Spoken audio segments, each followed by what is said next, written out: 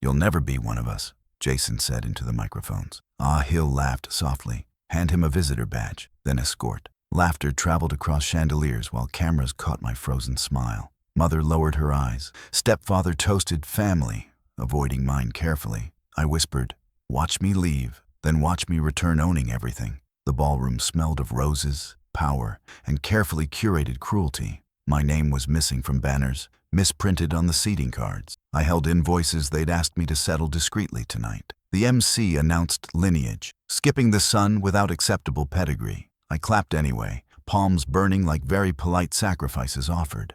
Earlier, Jason had called me upstairs to approve charitable disbursements. He liked my spreadsheets, hated my surname, loved my silence. Ah Hill checked cufflinks, said, "Smile wider. Investors respect cheerful dependents." I carried trays, fixed typos, predicted tantrums, and avoided mirrors. By evening, the brothers rehearsed speeches beside the branded backdrop. Their board applauded import numbers like hymns sung by accountants. When questions came, they handed microphones past me, smiling professionally. A photographer staged a portrait, nudging me outside the frame. Mother approached briefly, whispering, "Don't provoke them, Ryan.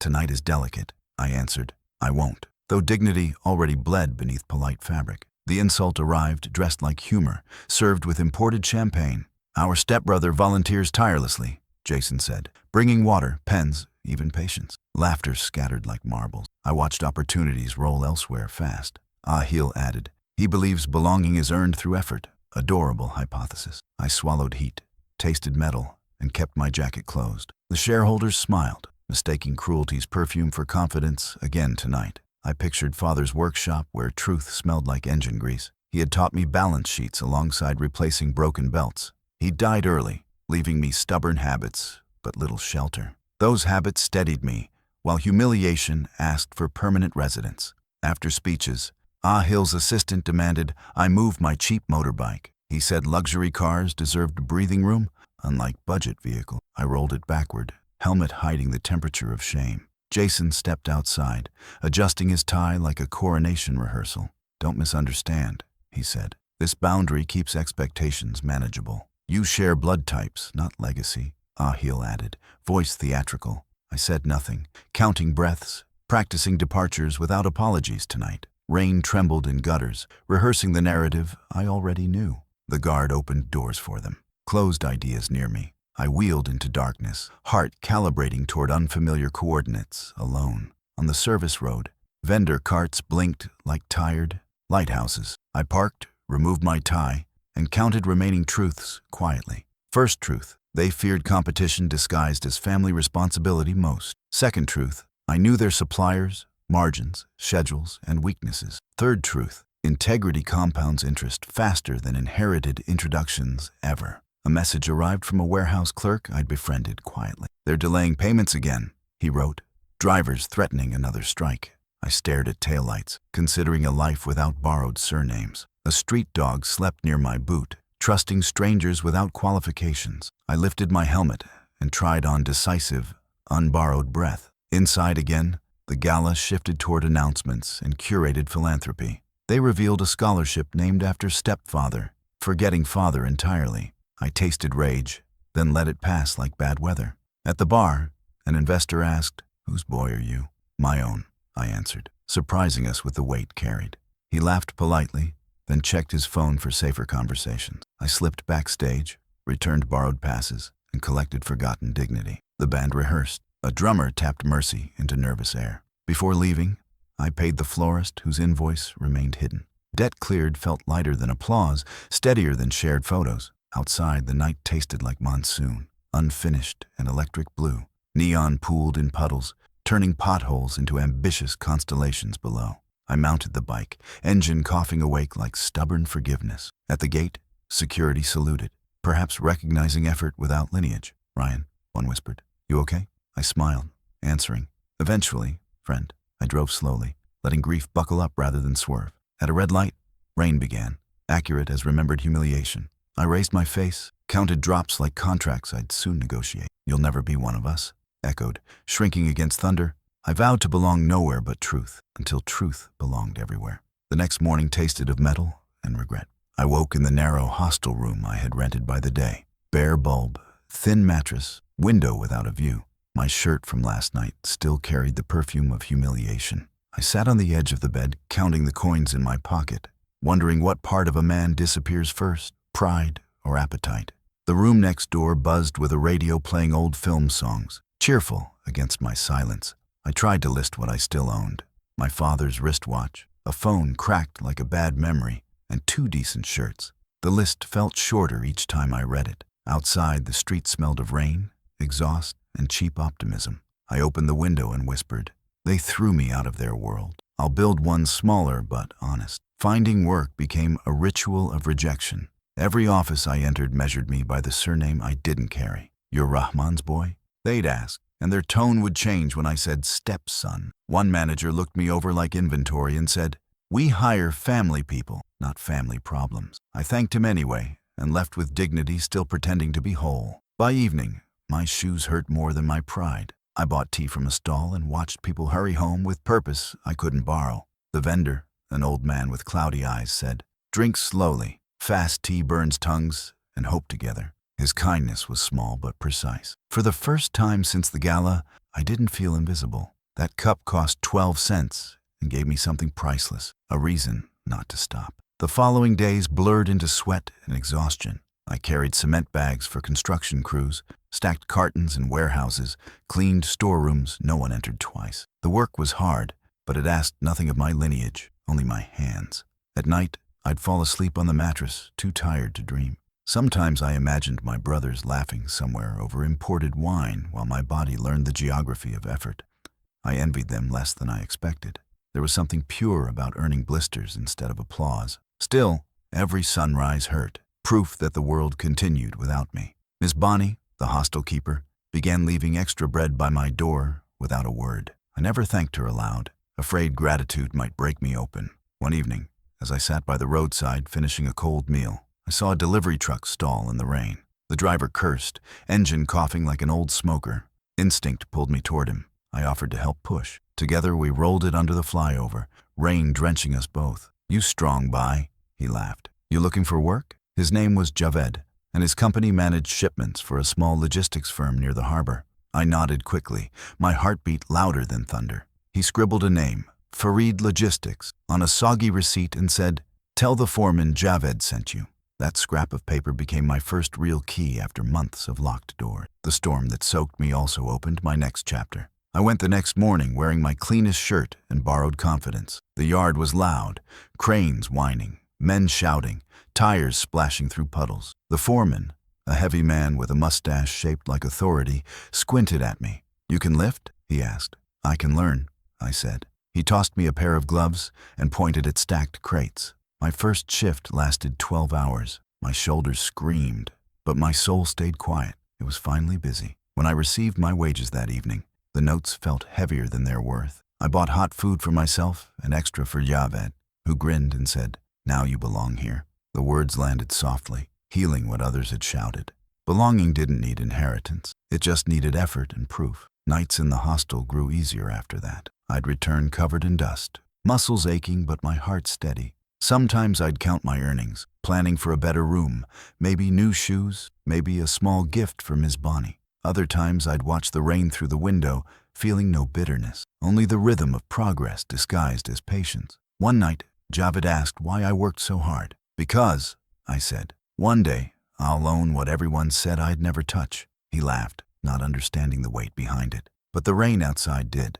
It paused briefly, listening before starting again. That was the night I stopped being a man, running from shame, and became one walking toward purpose. The sun rose slow and smoky behind the harbor cranes, painting the sky in tired gold. I reached the yard before anyone else, sweeping puddles left from last night's storm. The smell of diesel and salt water mixed with damp rope and wet wood. For the first time in years, I felt useful before the world even opened its eyes. Javed arrived whistling, tossing me a packet of parathas. "Eat," he said. "Strong men don't build futures on empty stomachs." I smiled, tearing the bread in half and handing him one piece. "Then let's build together," I said. He laughed, the kind of laugh that repairs more than it disturbs. The work bell rang, and we joined the tide of men moving crates toward trucks that coughed black smoke and promises. By noon, my shirt clung to my skin, every muscle singing both pain and pride. The foreman, Bashir, noticed how I memorized container codes and delivery times. "You've got a clerk's brain in a laborer's body,"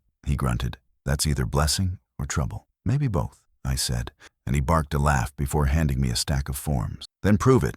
Organize this mess." I spent hours cross-checking manifests, matching invoices, and arranging dispatch logs by route. When he returned, he stared at the neat rows and nodded once. "You work like a man with something to prove," he said. "I do," I replied quietly. That day, I wasn't just moving boxes. I was building a foundation invisible to everyone else but me. At night, I returned to the hostel and spread old newspapers across my desk. Using a borrowed pen, I copied transport terms and abbreviations from torn manuals. I learned how shipments moved, how customs worked, how prices shifted with seasons. Knowledge became my secret rebellion. Ms. Bonnie caught me once under the flickering light. "You study after 12 hours of labor?" she asked. "Rest is cheaper," I said, "but learning lasts longer." She smiled, shaking her head.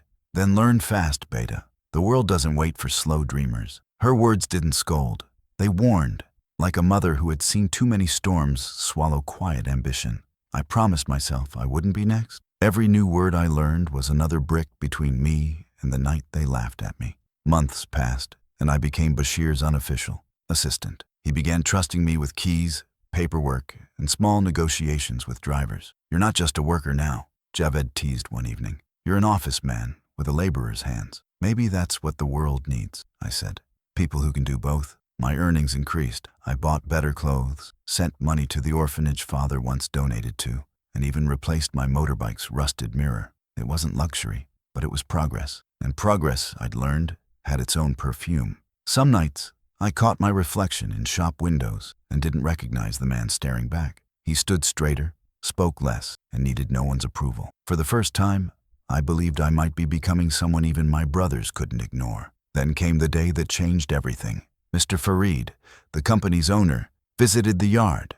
A tall man with calm authority and eyes that missed nothing. He walked past the shouting supervisors and stopped where I stood organizing shipment files. "You did this?" he asked. "Yes, sir," I said, unsure whether to meet his gaze. "You know the routes by memory?" "Most of them." He smiled slightly. "And your last name?" I hesitated, remembering how that name had cost me everything before. "Just call me Ryan," I said finally. He nodded. "Ryan, come to my office tomorrow. I might have something better for you than lifting boxes." That night, I couldn't sleep. Every hour replayed that moment. The way opportunity had sounded so calm, so ordinary, yet felt like thunder whispered politely. The next morning, I borrowed Javid's clean shirt and walked into Mr. Farid's office, where the air smelled of paper and quiet power. He asked questions, not about my past, but about my understanding of logistics. I answered each carefully, drawing maps in my mind, not missing a beat. When we finished, he said, "I need someone who sees detail before chaos. You'll be my assistant clerk." My hands trembled slightly as I nodded.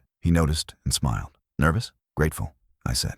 "Don't be," he replied. "Gratitude is good, but consistency is better." That sentence branded itself into my thoughts like scripture. From that day on, I became the man who showed up before sunrise and left long after the lights dimmed. With the new position came a desk, a uniform, and the slow respect of men who once ignored me. I began drafting schedules, managing records, even helping plan new routes that saved the company fuel and time. Mr. Farid often said, "You remind me of myself when I had nothing but ambition." His trust became oxygen. I stopped being the forgotten stepbrother and became the name on progress reports. Still, each time I signed Ryan, my pen paused briefly, remembering the surname I'd buried beneath silence. It didn't sting anymore. It just reminded me that belonging wasn't inherited.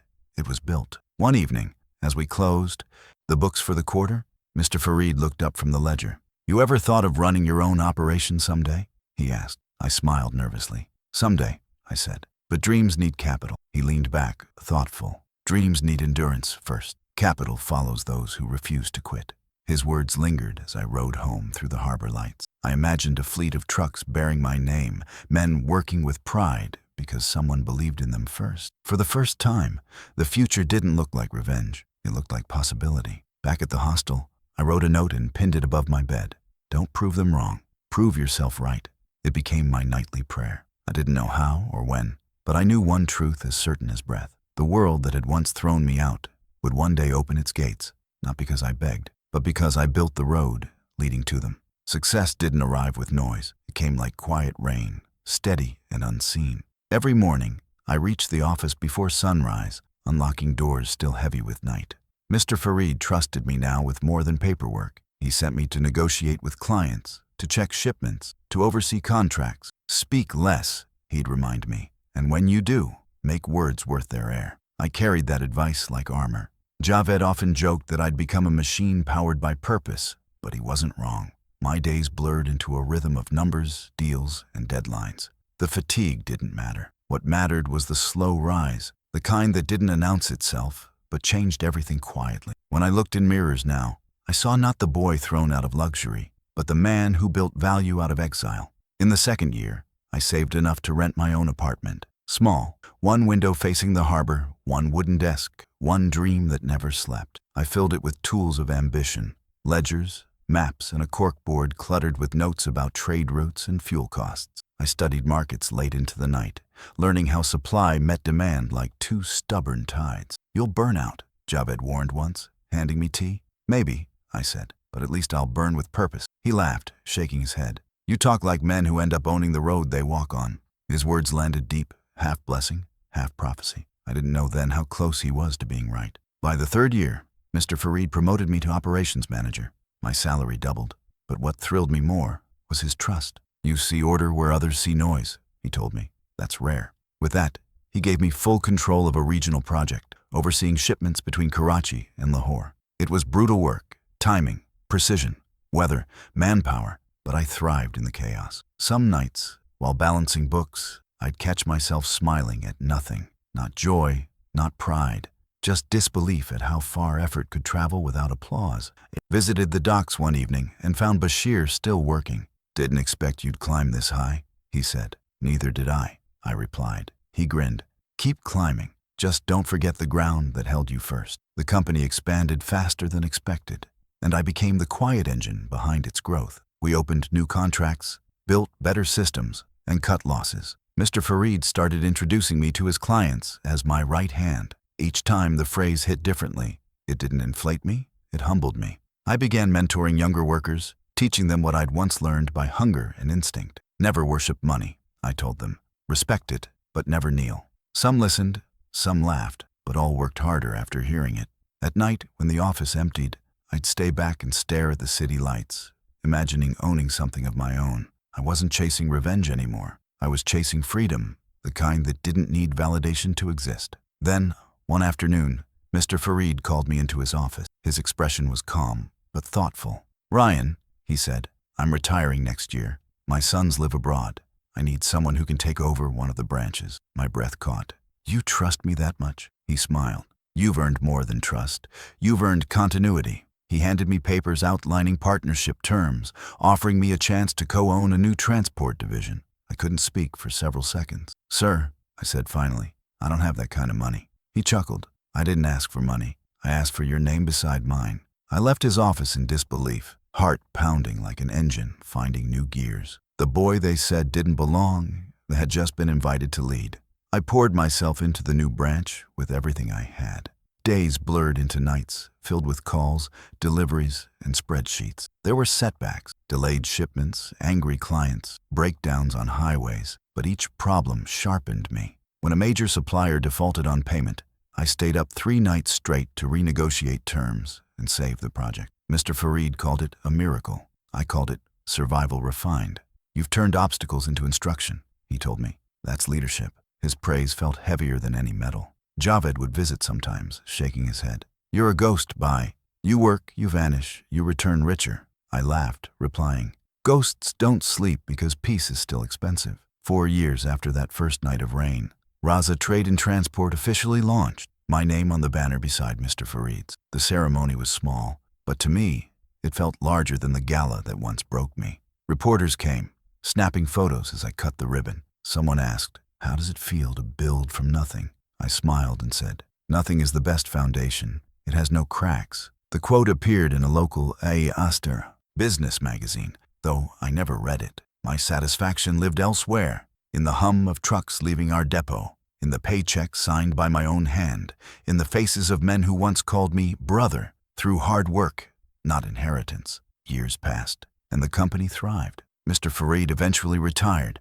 leaving me in full charge. The day he handed me the keys, he said, "Don't forget, success without grace becomes another kind of failure." I promised him I wouldn't, but even then, part of me wondered when the past would find its way back. I didn't chase it, but I knew it wasn't done with me. The world, I'd learned, has a strange way of circling back to unfinished lessons, and when it did, I intended to meet it, not as the boy they humiliated, but as the man who'd built something too strong to be ignored.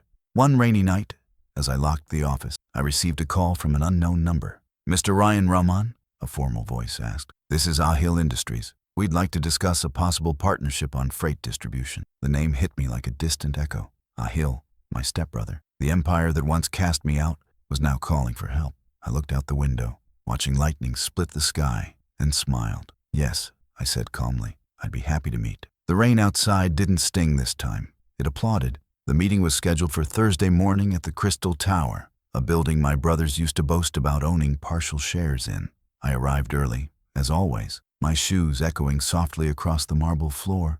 The receptionist handed me a visitor badge. Something about that made me smile. Once, they had joked that I'd never deserve one. Now I wore it like a medal. The conference room overlooked the harbor where I'd once hauled crates barefoot. Through the glass, I could still see the same cranes stretching against the horizon, like reminders that roots don't disappear. They evolve. I sat quietly, fingers folded, waiting for the men who had once decided my worth. When the door opened, I didn't turn immediately. I wanted to hear their footsteps first, the rhythm of pride learning hesitation. "Mr. Ryan Rahman," the assistant announced, unaware of the history in the air. I stood slowly. Jason entered first, older, but still rehearsed in confidence. Ahil followed, adjusting his cufflinks the same way he had, before humiliating me years ago. For a moment, silence took shape between us. Three brothers separated by choices, not blood. "Ryan," Jason said, voice careful. "It's been a long time." "It has," I answered, my tone calm as the room's cold air. Ahil gestured toward the chair. "Please sit. We're glad you could make time." I nodded, sitting opposite them, watching how their smiles strained under the weight of necessity. "We've heard a lot about Raza Trade and Transport," Jason began. "Your firm's growing fast." "Faster than expected," I said. "But growth is just the reward for surviving correctly." They exchanged glances, unsure if it was pride or warning. Jason cleared his throat. "We're launching a new import line, electronics, high volume. We need someone reliable for ground distribution," Ahil added quickly. "Our last contractor failed. Delays, theft, everything." I leaned back, folding my hands. "And you want me to fix it?" "We want partnership," Jason corrected. "Equal benefit." I studied them both quietly, letting the silence stretch. Their suits looked expensive, but their eyes betrayed something I'd never seen before. Humility, forced, but real. "Partnership requires trust," I said. "Do you trust me?" Ahil swallowed, his voice softer. "We wouldn't be here if we didn't." "No," I said gently. "You're here because you have no one else." The words didn't sting. They landed like truth, wearing no perfume. Jason exhaled slowly. "Maybe, but if you help us, we'll make it worth your time." I smiled faintly. "My time's already worth more than your offer, but I'll listen." Over the next hour, we discussed terms. I asked questions they didn't expect about transparency, supplier ethics, and employee safety. They answered clumsily, unaccustomed to being examined instead of admired. Finally, Ahil leaned forward. "You're tougher than the boardroom rumors suggested." "Rumors usually forget details," I said. "Like who taught you business ethics at father's old desk?" His face froze, guilt flickering like static. Jason tried to recover, saying, "Let's not dwell on the past." "The past," I replied, "isn't a dwelling. It's a foundation. Weak ones collapse." The room went still. I almost pitied them. Two men who had built towers of inheritance without realizing how fragile pride becomes, without humility to hold it up. I signed the preliminary agreement, but added a clause, full operational control for my firm. They hesitated, then agreed. Desperation, I realized, was finally their teacher. After the meeting, as they escorted me to the elevator, Jason tried humor. "You've changed, Ryan." I smiled. "So have you. Fear looks good on you." He chuckled awkwardly, unsure if it was insult or truth. Ahil remained quiet, watching me like a man studying a ghost that refused to disappear. "We'll send the documents by Monday," Jason said. "Good," I replied. "And make sure payments don't delay this time." They both looked startled. "You knew?" Ahil asked. "I knew everything," I said. "Even the drivers you underpaid. The rain remembers." The elevator doors closed before they could answer. As I descended, I caught my reflection in the mirrored wall. Calm, unrecognizable, powerful without cruelty. I whispered to that reflection, "You don't belong to them anymore. You never did." The partnership began quietly, professionally. My company handled their shipments with precision, cutting losses and restoring efficiency within weeks. Word spread fast. Hill Industries was stable again, thanks to Raza Trade and Transport. Newspapers printed my name beside theirs. What they didn't know was that the very contracts they'd handed me gave me leverage they couldn't undo. When suppliers demanded direct dealings, they bypassed my brothers entirely. Slowly, influence shifted, first through signatures, then through trust, and finally through ownership. Within a year, I acquired controlling shares in the same distribution arm that once fed their fortune. Jason called it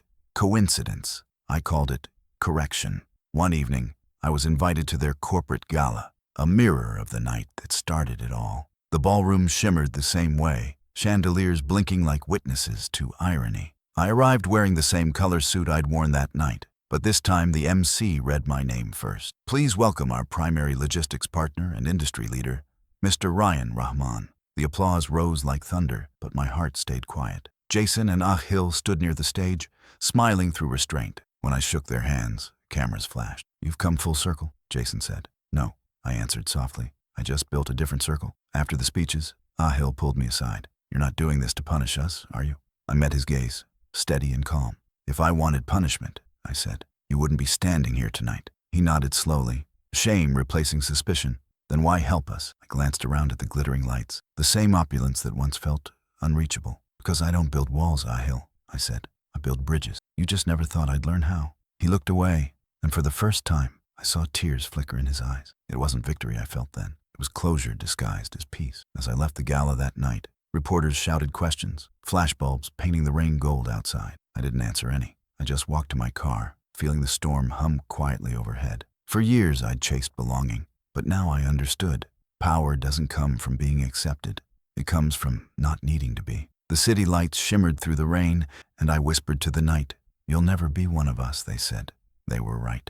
I became something better. The invitation came in a thick white envelope with gold trim, the kind used for weddings and apologies disguised as celebrations. I opened it slowly, eyes catching on embossed letters. "Jason and Hill cordially invite you to the Silver Jubilee of Hill Industries." Beneath, in smaller print, it read, "We would be honored by your presence, Mr. Ryan Rahman." I laughed quietly, not bitterly, but with the disbelief of a man who once begged to be acknowledged. The event would take place at the Grand Sapphire Hotel, the same hall where, years ago, they'd humiliated me, under chandeliers brighter than mercy. I ran my finger along the invitation's edge, thinking how time had changed everything, except irony. I wasn't sure whether to attend for closure or curiosity. In the end, I decided to go, not to prove anything, but to see if ghosts still recognized me. The night of the Jubilee, Karachi's sky glowed with restless clouds. I arrived early,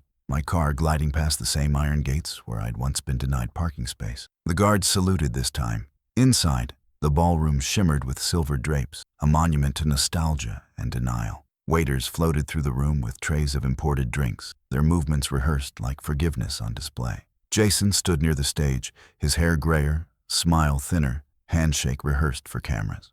Hill was beside him, his posture straight, but eyes tired. When they spotted me, surprise flashed first, followed by something softer, recognition tinged with regret. They approached slowly, as if walking toward the past they once buried. "Ryan," Jason said, voice steady but eyes wet. "You came." I nodded. "You invited." They led me to a front row table reserved for honored guests. The irony was thick enough to drink. Hill tried to smile. "It's been too long," he said. "You've done well for yourself. You taught me what not to become," I said gently. He flinched, then laughed, as though accepting the truth at last. Around us, guests whispered my name.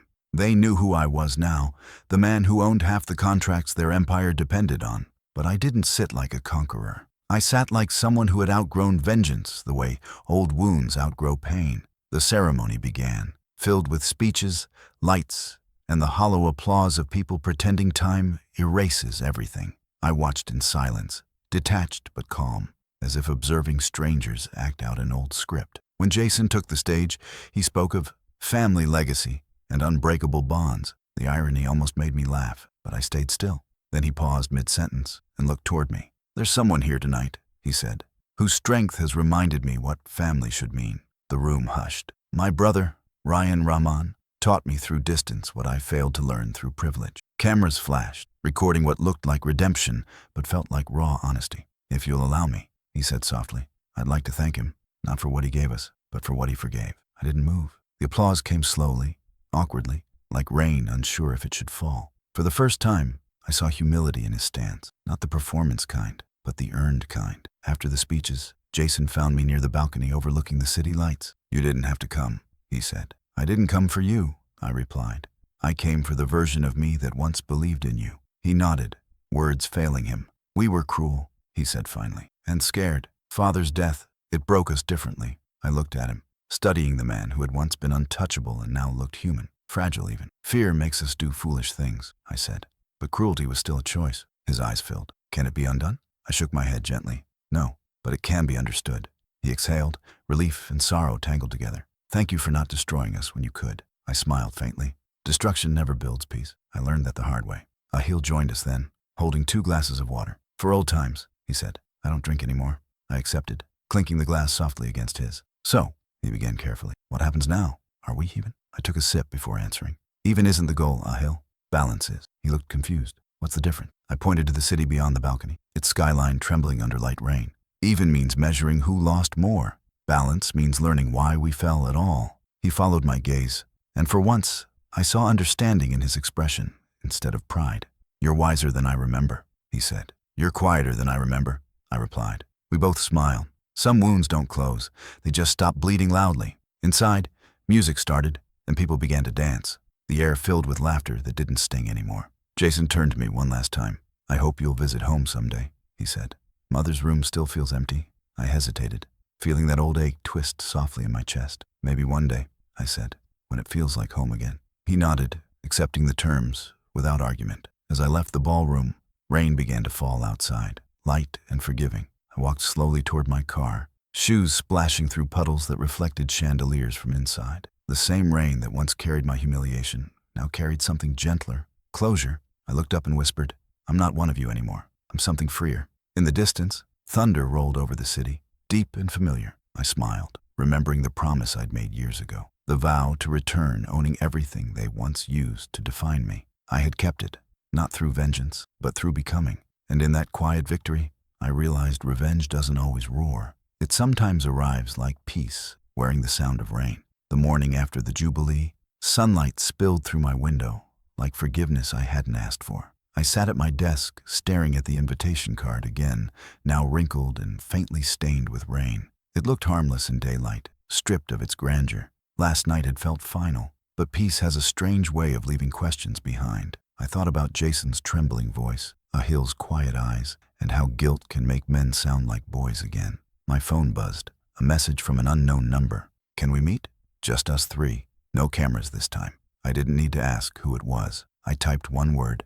Yes. We met later that evening at the old family mansion, long abandoned, but still standing like pride's monument. Its gates creaked open reluctantly, as though remembering our history. The air smelled of damp wood and nostalgia that had gone stale. I hadn't been here since the night they'd thrown me out. My chest tightened, but I didn't slow my steps. Jason and Ahil stood waiting in the courtyard, both dressed simply this time. No suits, no practiced smiles. "You came," Jason said quietly. "I wasn't sure I would," I admitted, "but ghosts have good manners." He gave a small, guilty smile. "We didn't bring you here for apologies," he said. "Then why?" I asked. "Because we owe you something deeper," Ahil said. "The truth." We walked inside. Dust floated through the hallway like slow confession. The furniture was covered in sheets, the walls cracked with silence. Jason stopped near Father's old study. "After he died," he began, "the will was never properly read. We lied. We told you he left everything to us." My pulse stilled. "He didn't?" I asked. Ahil shook his head. "Half the estate was yours. We hid it because we thought you'd waste it, that you weren't built for business." Jason's voice broke. "We convinced ourselves you didn't deserve it, because if you did, then what were we? Just spoiled men living off our father's effort." The words landed heavy like rain on old scars. "We destroyed you to feel worthy," he whispered. "And somehow, you built worth from destruction." For a moment, no one spoke. The ticking clock above Father's desk counted our shared shame. I could have shouted, could have demanded every penny, but all I felt was a tired ache for the years wasted on pride. "You kept my inheritance," I said finally, "and I built my own." Ahil's eyes filled. We know. That's why this. He opened a folder and placed it on the desk. These are the transfer papers. Everything that was always yours. We're returning it. I stared at the papers, untouched. Do you think money balances what pride broke? I asked. No, Jason said. But maybe honesty can start building what we ruined. His voice trembled, stripped of authority. For once, he wasn't the man who'd mocked me. He was just my brother, trying to rebuild a bridge with shaking hands. I looked around the study, the same room where Father had taught us how to calculate profit and loss. I realized now that the biggest loss wasn't financial. It was time and love, and the laughter that used to echo through these walls before greed silenced it. You know what hurts the most? I said. You didn't just doubt me. You made me doubt myself. You took my name, but worse, you took my belief in it. Ahil stepped closer, voice shaking. We were jealous, he admitted. Even when we had everything, we saw how people respected you for effort, not inheritance. We wanted that respect, but we didn't want to earn it. His honesty felt raw, unpolished, and completely real. We're sorry, Ryan, Jason said softly. Not because we lost you, but because we became men you wouldn't recognize anymore. I walked to the window overlooking the old garden, now overgrown with weeds. The rain had started again, soft and persistent.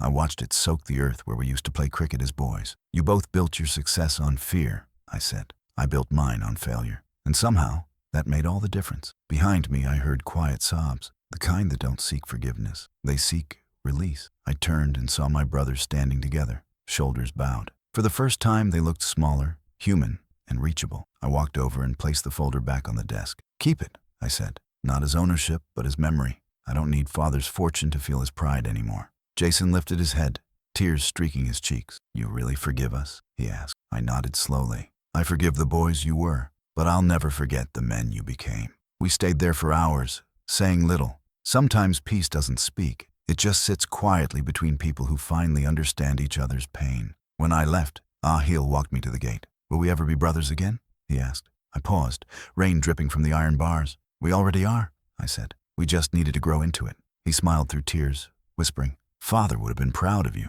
I looked up at the mansion one last time. He'd be proud of us all, I said, even if it took a lifetime to learn the cost of pride. Then I walked out into the rain, not escaping it this time, but letting it fall on me freely, like forgiveness earned and understood. The rain followed me all the way home that night, whispering against the windshield like an old friend. Each drop seemed to carry a fragment of memory, the laughter we once shared, the shouting, the night they threw me out. But the sound no longer hurt. It reminded me that storms, too, can become lullabies once you've learned how to listen to them. I parked outside my apartment, leaving the engine running for a moment. The glow from the dashboard lit my hands, the same hands that had once been blistered and trembling, now steady and sure. I thought about the house I'd just left, the dust, the guilt, the quiet. But mostly, I thought about how peace had finally chosen to stand where pain once lived. Some storms end with thunder. Mine ended with understanding. In the morning, sunlight broke through the clouds, washing everything in soft gold. I made tea, the same brand I used to drink at the roadside stall when I had nothing but hope. As steam rose, I found myself smiling without reason. My phone buzzed, a message from Jason. Thank you for coming yesterday. You freed us more than you know. Another from Ahil followed. Let's rebuild the house, not for pride, for Father. I stared at the messages, unsure whether to answer. I wasn't angry anymore. But some wounds heal best when left to breathe. I set the phone aside and stepped out onto the balcony. The city below moved like it always had, chaotic, imperfect, alive. The cranes by the harbor stretched into the horizon, just as they had when I first lifted crates there. Except now, I owned the company that loaded those ships. I didn't smile with triumph. I smiled with peace. That afternoon, I drove to the orphanage my father once supported. The walls were newly painted, the courtyard full of children chasing a football across puddles. The caretaker, a thin woman named Nadia, greeted me warmly. You've come again, sir, she said. Always, I replied. This place reminds me where I started. I handed her a folder containing a proposal, a plan to fund scholarships and build a learning center for the older kids. In memory of my father, I said, and for every child who thinks they don't belong anywhere. Her eyes glistened. That's a beautiful name for a place, she said, reading the heading aloud.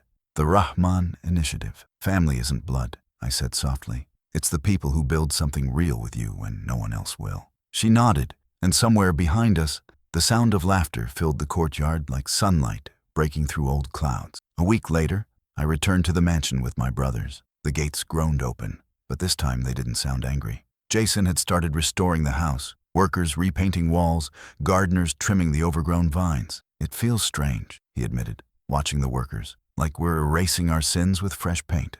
"Not erasing," I said, "just making space for something new." Inside, Ahil had set Father's old watch on the table, polished and ticking again. "It stopped the night he died," he said.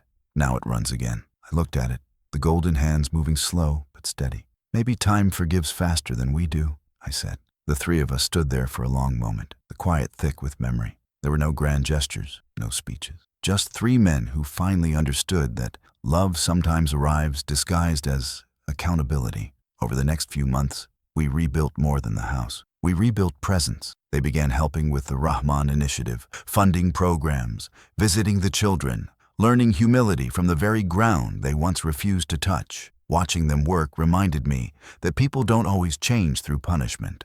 They change when given space to confront themselves without judgment. One evening, Ahil said, "You know, Ryan, all those years we tried to make you small, but you grew so tall we had to climb to meet you." I smiled. "Maybe you didn't make me small," I said. "Maybe you just made me strong." He laughed softly. "Then strength looks better on you than arrogance ever did on us." I didn't disagree. Some truths don't need correction. They just need acknowledgement. On the anniversary of Father's death, we gathered at the mansion for the first time in years. Mother's old photograph hung in the hallway now, freshly framed, her gentle eyes watching over us. We lit candles by the window, the rain tapping softly on the glass outside. Jason spoke quietly, his voice steady. "We spent half our lives guarding wealth and the other half losing what mattered. I hope we're finally learning what real inheritance means." I nodded. "It's not the property," I said. "It's the lessons we pay for with regret." The three of us stood there in silence as the candles flickered. For once it didn't feel like morning. It felt like the end of a long, difficult chapter finally set down, without bitterness. Later that night, I walked through the garden alone. The air smelled of wet earth and jasmine, the same scent from my childhood summers. I sat on the stone bench Father built and looked up at the sky. The stars were hidden behind clouds, but I could feel them there, like love, unseen yet certain. I thought about everything: the cruelty, the exile, the climb, the peace. I realized that forgiveness wasn't a single act. It was a lifetime of choosing not to reopen healed wounds. My success wasn't revenge anymore. It was redemption, stretched across time like soft light after a storm. I whispered to the dark, "You were right, Father. Wealth fades, but work lasts." When I left the mansion, the rain had started again, light and forgiving. I didn't rush to escape it. Each drop that touched my skin felt like something being returned to me. Dignity, peace, family. As I reached the gate, I turned for one last look. The lights inside glowed warm, spilling across the courtyard like home finally remembering my name. I smiled, knowing I'd built more than they ever could lose. I'd built belonging, and this time, it couldn't be taken away. If this story touched you, please like and share. And tell me, after everything they did, should I forgive my brothers completely, or let silence speak for me instead?